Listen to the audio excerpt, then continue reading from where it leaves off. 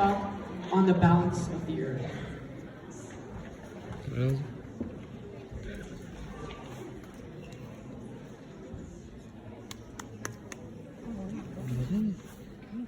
I always wondered, I always wondered what exactly made our Earth sustain life. I always wondered how was our planet the only planet that could create life and sustain it throughout all these ages. And then I found out that it's balance. Balance is the maintenance of stability, and it is what I'm here to talk about. I'm here to talk about how we have tipped the balance of our planet, but also how we can regain it. So let's start with a simple example. Let's say this is an African savanna ecosystem. There's lions, zebras, grass, and decomposers which recycle the nutrients and put it back into the soil, which helps grass grow. It's a cycle. You could have too many lions and the zebras would all die. You could have too little lions and then the zebra population would go so high that the grass would be depleted and then the zebras would have no food for themselves. The balance of an ecosystem depends on the populations of its organisms. And everything from ecosystems to the very crust that we stand on is maintained in balance. Crust is divided into many plates called tectonic plates, and at one edge it's being created, but on the other edge it's being destroyed.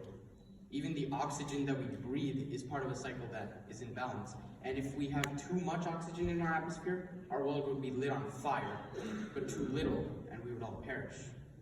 And Earth has gone through massive fluctuations throughout time, like mass extinctions, and it always regains itself. But this time there's another mass extinction coming, and it's not being caused by some deadly virus or some meteor.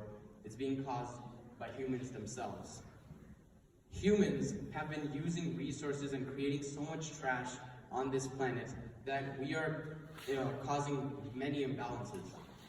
You can search up for scenic images of the planet, like natural systems, and come up with beautiful images. But soon these will be gone. And you can do the same for animals, but soon they will be gone as well. And this is not a minor issue. There's actually a huge collection of trash in the Pacific Ocean called the Great Pacific Garbage Patch. And many animals that we hold close to our Earth are dying by the second, like whales, dolphins, and even green-striped sea turtles. And did you know that there's actually 254 million tons of trash that are produced by Americans alone each year? And trash is just one small factor that contributes to imbalance. We still have deforestation, erosion, pollution, climate change. Animals, wildlife populations such as rhinos, elephants, even our relatives such as chimpanzees are all predicted to go extinct in a dangerously close amount of time. And this affects all the ecosystems that they live in as well. And animals, there's also plants. Plants produce oxygen that we breathe, and they take in carbon dioxide, which we exhale, and which we emit into the atmosphere through burning fossil fuels. Yet 18 million acres of forest are cleared out each year. I was scrolling through my Instagram feed the other day, and I saw a post that said that if trees gave out Wi-Fi signals, we'd be planting them everywhere. But it's too bad they only give us oxygen. So, our unsustainable use of resources and our deforestation are all contributing to the imbalance. And just like the zebras in the example that I gave before, we are going to use up all of the resources until there are none left for ourselves. And then guess what happens? We will go extinct as well.